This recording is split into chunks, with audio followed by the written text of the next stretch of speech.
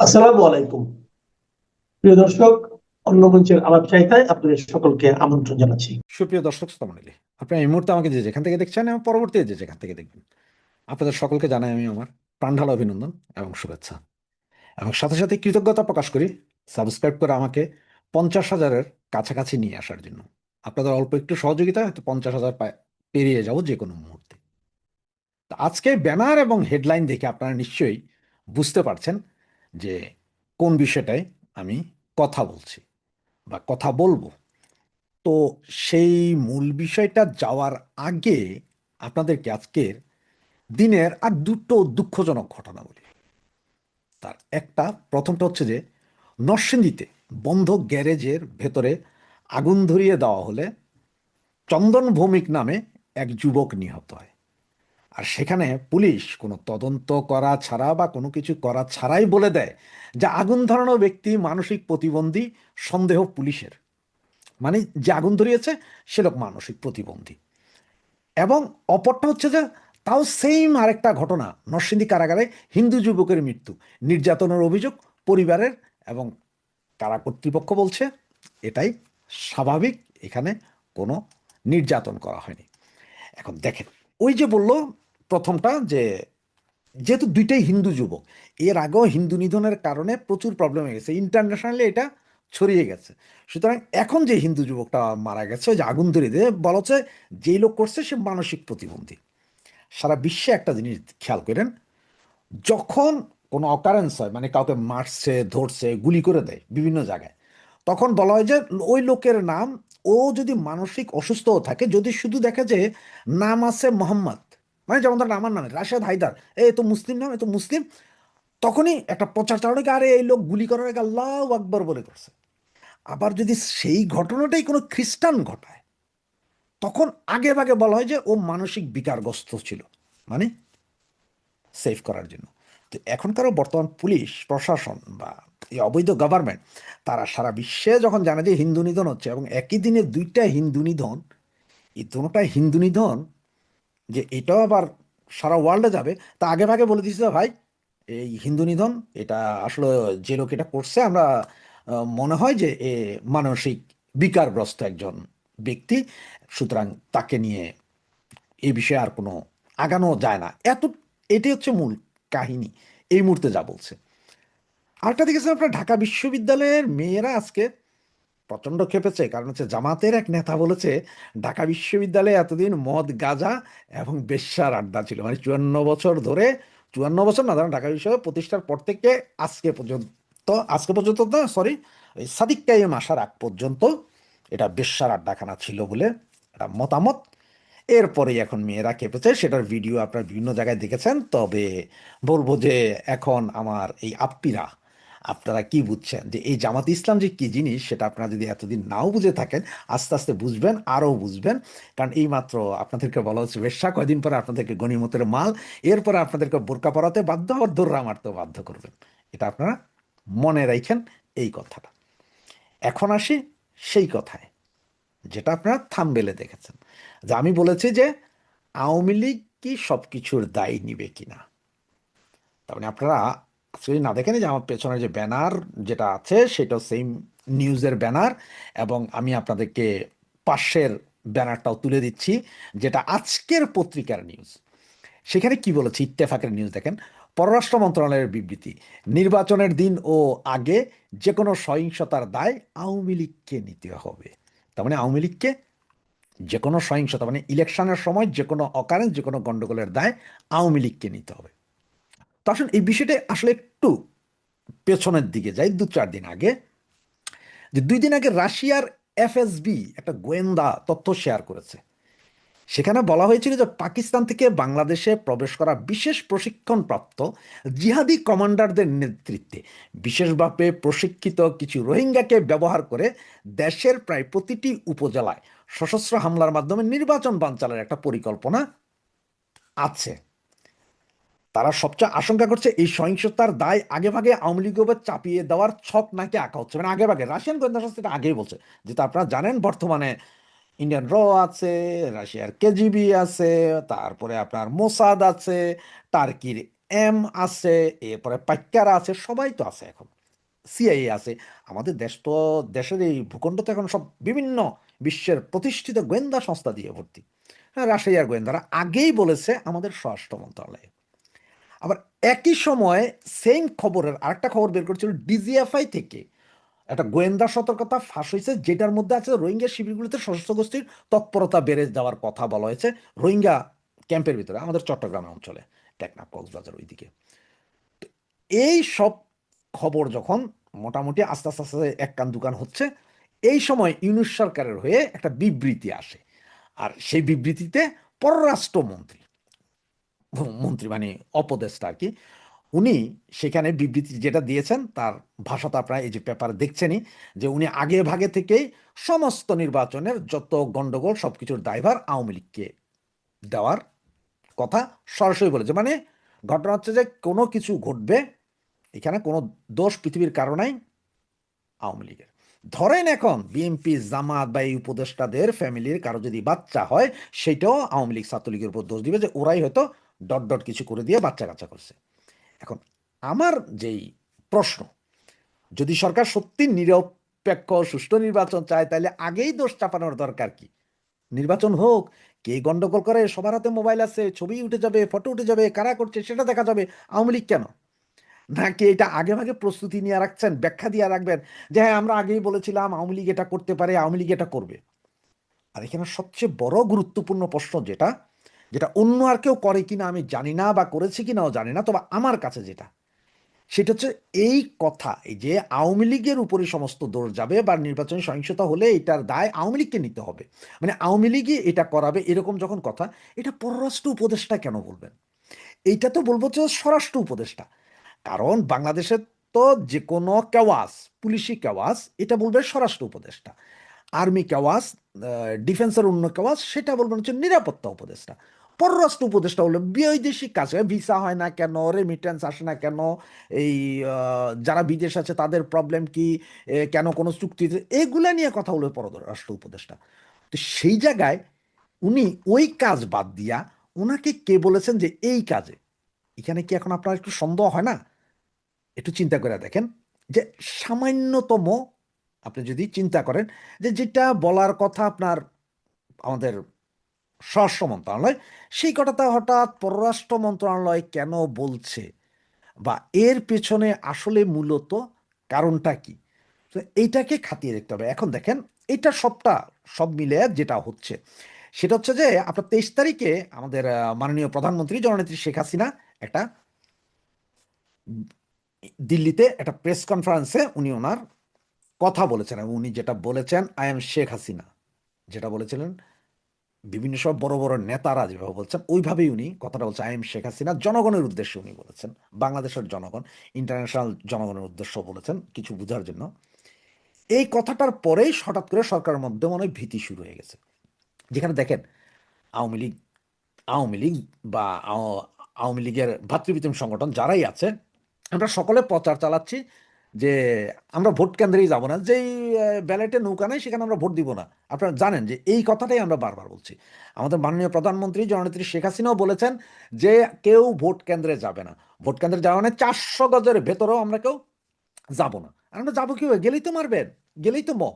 সুতরাং আমাদের নেতাকর্মীরা, সমর্থকরা ভোট কেন্দ্রে যাবে না, আমরা কোনো মিছিল মিটিংয়ে যাবো না, কোথাও আমরা নিরাপদ দূরত্বে দাঁড়ায় থেকে দেখবো যে তোরা তোরা মারামারি করা মর, আমরা দেখি। সেইখানে আমাদের উপরে দায় চাপানো হবে। যদি আজকে আমাদের নেত্রী যদি বলতো যে এই ভোটকে প্রতিহত করা হবে, তাহলে একটা কথা ছিল। যেমন 15ই ফেব্রুয়ারি ইলেকশনের কথা বলতে পারেন, যে সেদিন আমাদেরকে প্রতিহত করার কথা বলা হয়েছিল। সেই সময় আমরা সারা বাংলাদেশের ম্যাক্সিমাম ভোট কেন্দ্র আগের দিন রাতেই জ্বালিয়ে পুড়িয়ে সরকার করে দিয়েছিলাম, মানে দৌড়ের উপর ছিল। এইবার তো নেত্রী তো সেটা বলে নাই, নেত্রী বলছে যে যে ব্যালেটে নৌকা নাই, নো ভোট, নো ভোট, মানে আমরা দিব না। বিএনপি জামাত এনসিপি সবাই এখন আমাদেরকে তেল মালিশ করতেছেন যে আপনারা আমাদের ভাই, এখন আমাদের নেত্রীকে আপা, আপনার দলের নেতাকর্মীরাদেরকে আমরা দেখে রাখবো, এইসব বলে বলে আপনারা ডাকতেছেন। এই মির্জা ফখরুল ইসলাম আলমগীর, এই যে জামাত নেতা অমুক তমুকেরা সবাই ডাকতেছেন না, এখন তো আওয়ামী লীগের আব্বা আব্বাও ডাকতেছেন, এরপরও নিতে পারতেছেন না। এর ভেতরে আবার আজকে কি বললেন যে নির্বাচনী সহিংসতায় যা হবে সব। তার মানে হচ্ছে কি জানেন, ওই যে আপনাদের বারবার বলছিলাম আমরা যে 12ই ফেব্রুয়ারি নির্বাচন হবে না, নির্বাচনের আগে বিশেষভাবে ম্যাসাকার, বিশেষভাবে ম্যাসাকার করবে যাতে ইলেকশন না হয়। এবং ওই যা বললাম এফএসবির যে রিপোর্টটা, সেটাতে দেখেন জামাত 180টা আসনকে টার্গেট করে ওদের প্রায় 20,000 সুশিক্ষিত সিরাজুস সালেহীন গ্রুপ, এই গ্রুপের একটা গ্রুপ তৈরি করেছে, যেটার প্রশিক্ষণ গত 17 মাসে চট্টগ্রাম ইউনিভার্সিটিতে ভেতরে পাহাড়ের ভিতরে জোবরা গ্রামে হয়েছে এদের প্রশিক্ষণ। আর এই 20,000 এরা ফুলফিল সোলজার। যা বলা হয়েছে যে এই 20,000 তাদের স্ট্রাইকিং ফোর্স থাকবে ইলেকশনের দিন 180টা ভোট কেন্দ্র, এবং এক একটা গ্রুপ এইখানের মধ্যে আপনার নাকি এরা টোটাল আপনার 60টা গ্রুপ করবে, 60টা গ্রুপ, প্রতিটা গ্রুপ 3টা আসনের দায়িত্বে থাকবে। তো স্ট্রাইকিং ফোর্স হিসেবে যে আর্মি সেনাবাহিনী যেরকম যায় ওরা ওরকম, ওরা সারাদিন ঘুরতে থাকবে যেখানেই দরকার, মানে যেখানেই কেন্দ্র দখল দরকার সেখানে কেন্দ্র দখল, বাকি তো আছেই। এরপরে ঢাকা ইউনিভার্সিটি, চট্টগ্রাম ইউনিভার্সিটি হচ্ছে ঢাকা এবং চট্টগ্রামের যে আসনগুলো আছে, ঢাকার 20টা, চিটাঙের 10টা, এগুলো সব এরা নিয়ন্ত্রণ করবে। এটা হচ্ছে ওদের প্ল্যান। অলরেডি আমরা জানি যে 20,000 সিরাজুস সালেহীন বাহিনী আছে। এছাড়াও পাকিস্তান থেকে গত 15 দিনে প্রায় 70 জনের মতন প্রশিক্ষিত জঙ্গিয়া অলরেডি আছে। এছাড়া আইএস, যে পাকিস্তানের ইন্টেলিজেন্স ব্রাঞ্চের লোকজন তো গিজ করছে, এরা সব নির্বাচনে যে করে হোক জামাত যাওয়ার জন্য বা গন্ডগোল লাগানোর টোটাল প্ল্যান ওরা করে রাখছে। সেটা আওয়ামী লীগের জড়াও কেন? এখন আমার প্রশ্ন হচ্ছে ওটা যে স্বরাষ্ট্র উপদেষ্টার কথা পররাষ্ট্র কেন বললো? আর দ্বিতীয় কথা, যেখানে আওয়ামী লীগ নাই, আওয়ামী লীগ নির্বাচনে যাচ্ছে না, নো ভোট নো ব্যালটে আছে, আমরা no ballot no vote no vote, ব্যালেটে নৌকা নাই, আমরা কেন্দ্রে যাব না, আমাদের দরকারও নাই, আমরা ঘরে থাকবো, তারপরও কেন আওয়ামী লীগের উপর দোষ চাপানো হবে? এই দুইটা প্রশ্ন ভাই বোন আপনাদের কাছে রাখলাম। আপনাদের কাছে যদি আরো কিছু মনে হয় বা আরো কিছু সন্দেহ হয় কমেন্টসে জানান, সেটা নিয়ে আবার বিস্তারিত আগামী কন্টেন্টে আলোচনা করব। জয় বাংলা, জয় বঙ্গবন্ধু। বলে না যে যত দোষ নন্দ ঘোষ। তো যখন কেউ পারে না, কোনো কিছু পারে না, যার কন্ট্রোলে থাকে না, যে একটা ব্যর্থ, যে অকর্মণ্য, অপদার্থ একটা সরকার যদি থাকে কোনো দেশে, সেই সরকারের পক্ষে এটা বলা সম্ভব।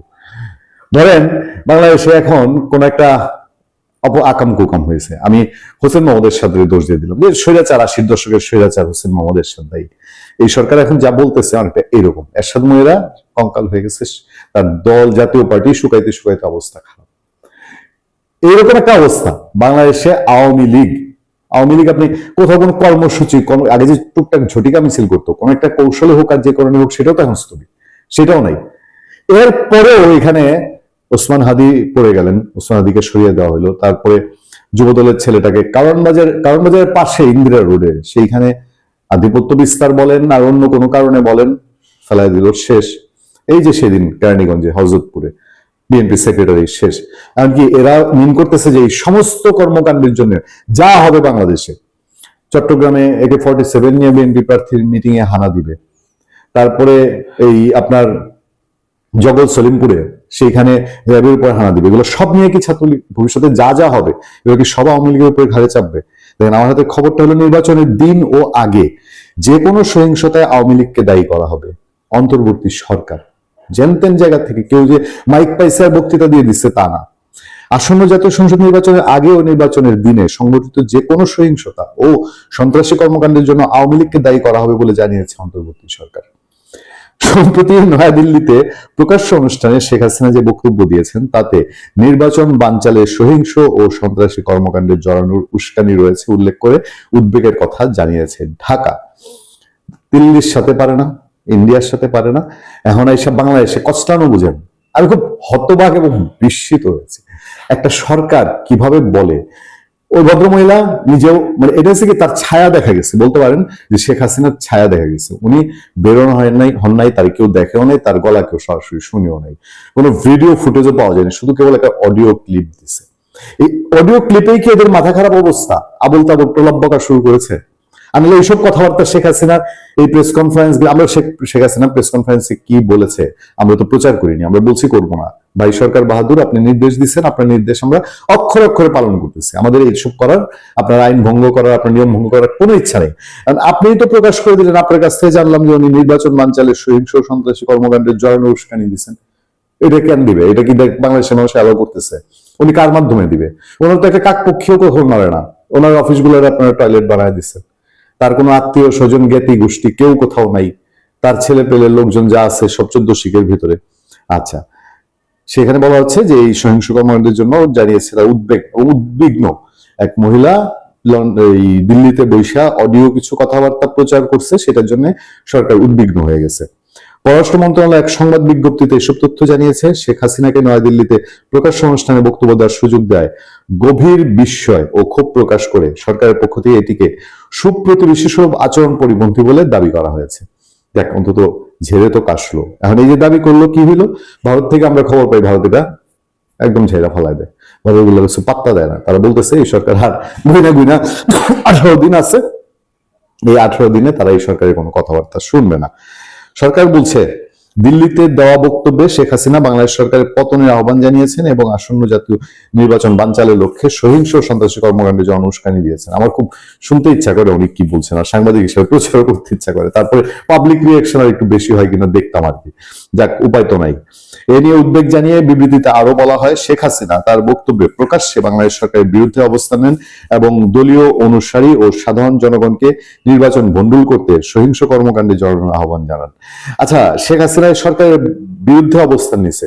সরকার কি এটা আশা করছিল যে শেখ হাসিনা সরকারের পক্ষ অবলম্বন করবে?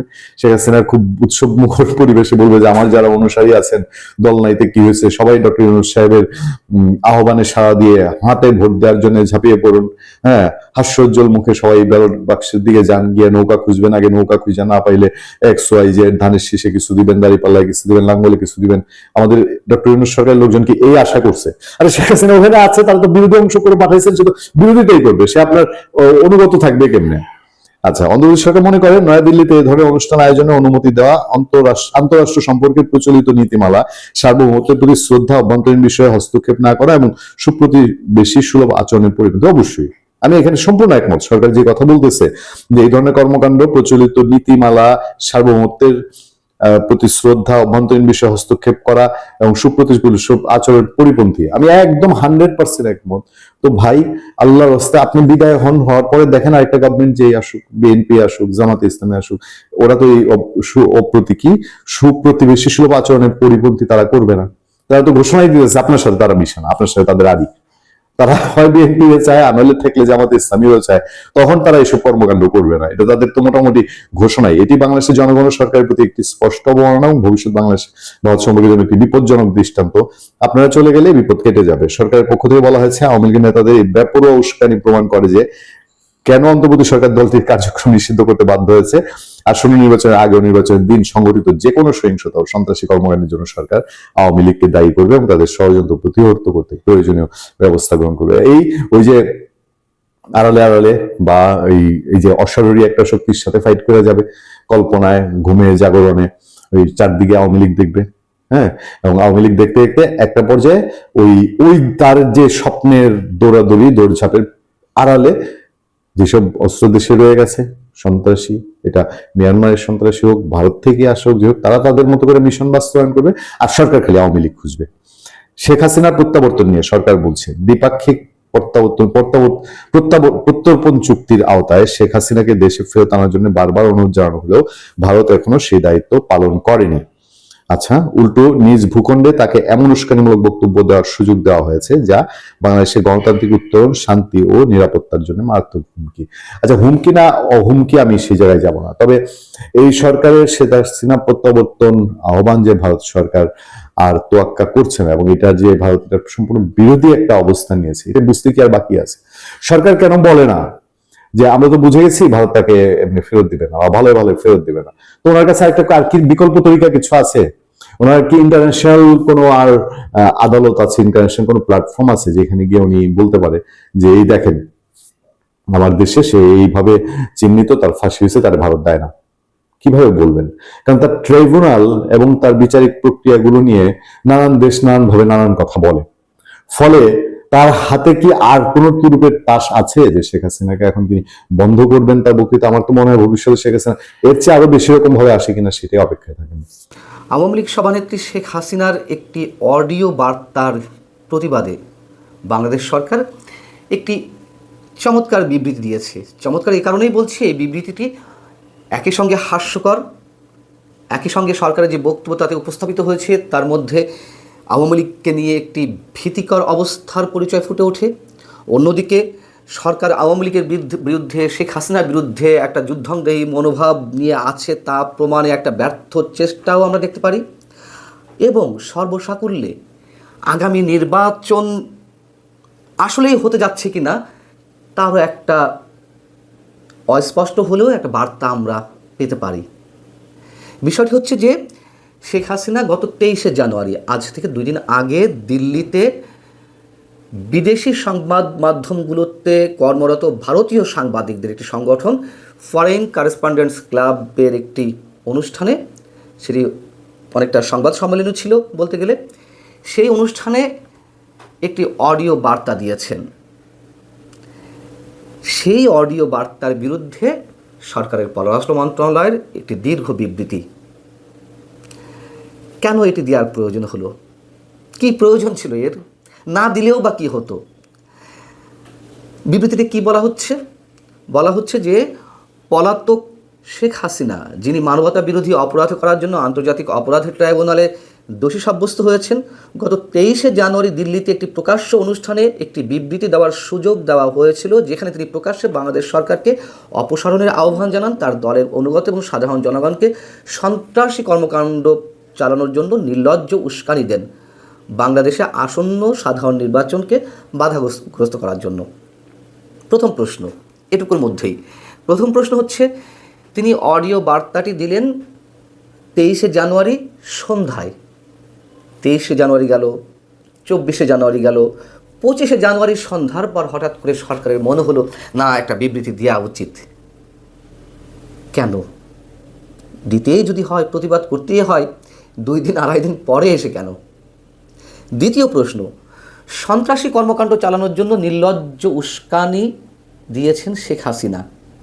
আচ্ছা, তার ওই বক্তব্য তো আপনারা অনেকেই শুনেছেন, অনেক মানুষ শুনেছেন, যদি জানলাম যে কোটি মানুষের উপরে তার এই অডিও বার্তাটি শুনেছেন।